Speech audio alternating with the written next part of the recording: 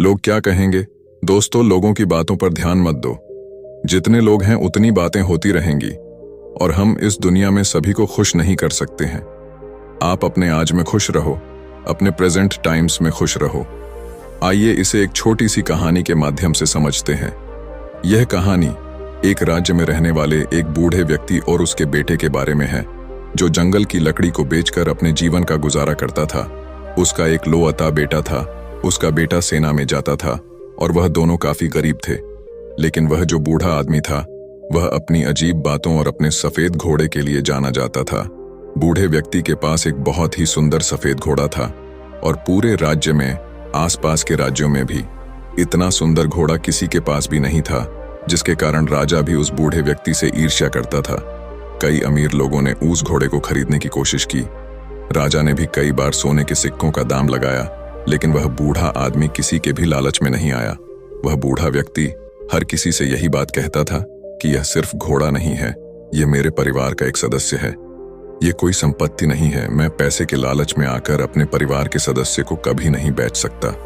रात का समय हो गया था और वह बूढ़ा आदमी और उसका बेटा दोनों ने खाना खाने के बाद वह लड़का सो गया और उसके पिताजी धोंडे को सारा डाल के अपने घर के बाहर अपने बिस्तर पर सो गए। अगली सुबह जब वह बूढ़ा आदमी अस्तबल में घोड़े को लेने गया, तो बूढ़े आदमी ने देखा कि घोड़ा अस्तबल में नहीं है।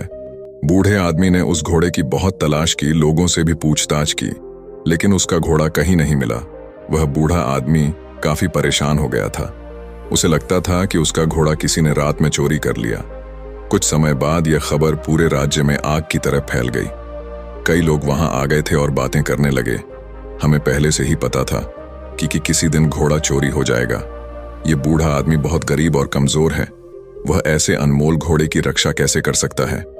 ऊन भीड़ में से एक आदमी ने हंसते हुए कहा, घोड़े के जाने जा सदमा आप बर्दाश्त नहीं कर सकते। आपको बहुत दुख हुआ है। वह घोड़े इकलौता आपके कमाई जा जरिया था। आपका इससे बुरा भाग्य और क्या हो सकता है? अगर आप घोड़े को पहले ही राजा को बेच देते तो आपको अच्छी रकम मिल जाती और आप अपना बुढ़ापा आराम से गुजारते। बूढ़े व्यक्ति ने किसी की बात पर कोई जवाब नहीं दिया। उसने बस इतना ही कहा, जो कुछ भी है सब ठीक है।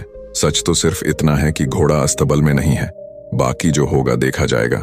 इस घटना के करीब 2 महीने के बाद रात को वह बूढ़ा आदमी अकेला अपने घर के दरवाजे पे बैठा था। तभी अचानक रात को घोड़ा वापस आ गया। घोड़े को वापस देखकर वह बूढ़ा आदमी बहुत खुश था। उसने सोचा कि घोड़ा चोरी नहीं हुआ था, वह जंगल में भाग गया था। लेकिन आश्चर्य की बात यह थी कि घोड़े के साथ उस नस्ल के 15 और घोड़े आ गए थे। फिर अगली सुबह यह खबर पूरे राज्य में जंगल की आग की तरह फैलने लगी। लोग इकट्ठा होने लगे और उस बूढ़े व्यक्ति से बोले, आप सही थे। घोड़े का जाना कोई दुर्भाग्य नहीं था। यह तो आपके लिए एक वरदान साबित हुआ है। आपके पास अभी एक नहीं 15 और घोड़े हैं। आपकी किस्मत अब बदल चुकी है। अब आप घोड़ों के व्यापारी बन सकते हैं। वह बूढ़ा आदमी शांत रहा और बोला, सच तो यह है कि घोड़े के साथ 15 और घोड़े आ गए हैं। जो कुछ भी है सब ठीक है। आगे जो होगा देखा जाएगा। उस बूढ़े व्यक्ति के बेटे ने जंगली घोड़ों को वश में करना सीखना शुरू किया, लेकिन घोड़े जंगली थे तो जल्दी वश में नहीं आ रहे थे। लेकिन सिर्फ 3 दिन के बाद लड़का जंगली घोड़े पर बैठकर घोड़े को वश में करने का प्रयास कर रहा था, पर वो घोड़े से नीचे गिर गया और उसे काफी जख्म भी लगे थे और उसके पैर की हड्डियां टूट गईं। बूढ़े व्यक्ति ने देखा कि उसका बेटा नीचे गिरा पड़ा है और वो दर्द से चिल्ला रहा है। और फिर कुछ लोग उसे वेदजी के पास ले गए। लोग फिर इकट्ठे हुए और दुखी होकर बोले, आपके साथ बहुत बुरी चीजें हुई हैं। 15 घोड़े मिलना कोई आशीर्वाद नहीं था, बल्कि अभिशाप था। आपके इकलौते बेटे का पैर टूट चुका है। अब उसकी शादी कैसे होगी? गरीब आदमी बदकिस्मत है। लेकिन वह बूढ़ा आदमी लोगों की बातों से प्रभावित नहीं हुआ। उस बूढ़े आदमी ने कहा, सच तो यह है कि बेटे ने एक पैर खो दिया है। यह भी सच है कि अब मुझे उसके बुढ़ापे में उसकी मदद करनी होगी। लेकिन जो कुछ भी है सब ठीक है। आगे जो होगा देखा जाएगा। कुछ समय बाद राजा के पड़ोसी दुश्मनों ने एक विशाल सेना के साथ राज्य पर हमला कर दिया। राजा को अपने सेना को तैयार करने का भी समय नहीं मिला। राजा की सेना अचानक हुए हमले के कारण कमजोर पड़ने लगी। इसलिए राज्य के सभी युवाओं को भी न चाहते हुए जबरदस्ती सेना में ले लिया गया। राजा और उसकी प्रजा युद्ध दुश्मन का सामना कर रहे और दूसरी तरफ लेकिन उस बूढ़े आदमी का बेटा बच गया क्योंकि वह लंगड़ा था। लोग रोते हुए बूढ़े आदमी के घर जमा होने लगे। लोगों ने उनसे कहा, आप सही थे, आपके बेटे का टूटा हुआ पैर आपके लिए आशीर्वाद साबित हुआ है। उसे युद्ध में नहीं जाना पड़ा, लेकिन हम सभी बहुत परेशान हैं। हमारे बच्चे अब चले गए हैं। हमें नहीं पता कि वे युद्ध से वापस आएंगे या नहीं। हम सभी जानते हैं कि आप सुख और दुख में एक से रहते हैं, लेकिन आप यह कर कैसे लेते हैं? बूढ़े व्यक्ति ने कहा, सबसे पहले सच को समझो। सच सिर्फ इतना है कि तुम्हारे बेटे मातृभूमि की सेवा करने गए हैं। शायद यह तुम्हारी इच्छा नहीं थी, फिर भी वे चले गए। यह दुर्भाग्य है या सौभाग्य, कोई नहीं जानता।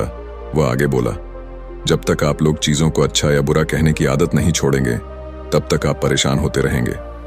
भाग्य की देखभाल क्यों करनी है? अगर करना ही है तो अपने कार्यों का ध्यान रखें, अपने विचारों का ध्यान रखें और खुशी से जीवन जीते रहें। लाभ हानि भाग्य, यह जीवन के छोटे से छोटे हिस्से हैं। जिस तरह आप एक लाइन को पढ़कर पूरी किताब नहीं समझ सकते, उसी तरह आप एक घटना के आधार पर यह कैसे तय कर सकते हैं कि जीवन अच्छा है या बुरा। जो हमारे नियंत्रण में नहीं है, हम उसके बारे में राय बनाते हैं और अर्थहीन निर्णय देकर परेशान हो जाते हैं। जीवन की छोटी छोटी घटनाओं के बारे में निष्कर्ष निकालने के बजाय वर्तमान पल में रहे। जीवन इसी वर्तमान में है। खुश रहे और अपना काम करते रहे। आपको इस बात पर ध्यान देने की जरूरत नहीं है कि लोग क्या कहते हैं, भले ही वे आपके बारे में अच्छा या बुरा बोल रहे हों। यदि आप इस बात पर ध्यान देते हैं कि लोग क्या कहते हैं, तो आपका मन अपने आप बेचैन होने लगता है। इसलिए आपको अपने जीवन के महत्वपूर्ण कार्यों पर ध्यान देना चाहिए, जो आपको हमेशा आंतरिक खुशी देगा। बूढ़े आदमी के शब्दों ने लोगों को सोचने पर मजबूर कर दिया। शायद बूढ़ा सही था। लोगों को अपने बेटों की फिक्र तो थी ही, लेकिन अब उन्हें यह उम्मीद भी थी कि वह युद्ध जीतकर वापस जरूर आएंगे। साथ ही उन्होंने यह भी समझ लिया था कि जीवन में हर घटना एक कारण से होती है और अच्छे या बुरे फैसले समय के साथ बदल सकते हैं। सबसे जरूरी है कि वर्तमान में जीना और अपना कर्म करते रहना। और उसके बाद करीब 2 दिन बाद राजा ये युद्ध जीत गया, लेकिन उस युद्ध में काफी सैनिक और वह नौजवान घायल हो चुके थे। सब लोग उन्हें वापस देखकर बहुत खुश थे और वह बूढ़ा आदमी और उसका बेटा दोनों वर्तमान में आराम से जीने लगे। दोस्तों, इस कहानी से हमें यह सीख मिलती है कि लोगों की बातों पर ध्यान मत दो। जितने लोग हैं उतनी बातें होती रहेंगी और हम इस दुनिया में सभी को खुश नहीं कर सकते हैं। अपने आज में खुश रहो, अपने प्रेजेंट टाइम्स में खुश रहो। इसीलिए जो आपको सही लग रहा है, जिसमें आपका फायदा है, उस बात का अपने दिमाग के आधार पर सही फैसला लो। लोग आज कुछ कहते हैं तो कल कुछ और। इसीलिए हमें लोगों पर नहीं बल्कि अपने काम पर ध्यान देना है, अपनी मंजिल पर ध्यान देना है और आगे बढ़ते रहना है। अगर हम इसी तरह लोगों की बातें सुनते रहे तो हम कभी भी आगे नहीं बढ़ पाएंगे और इनकी बातों में उलझ कर रह जाएंगे। दोस्तों, आपने आज के इस वीडियो से क्या सीखा, वह मुझे आप कमेंट में बता सकते हैं। इसी के साथ में उम्मीद है कि आपको आज की वीडियो पसंद आई होगी, तो इस वीडियो को उस इंसान को शेयर करें जिससे यह कहानी सुनने की जरूरत है, और उसी के ठीक बाद चैनल को सब्सक्राइब करें। तो चलिए फिर मिलते हैं ऐसी एक और नई वीडियो में एक नए मैसेज के साथ। तब तक के लिए अपना ख्याल रखिए। धन्यवाद और नमो बुद्धाय।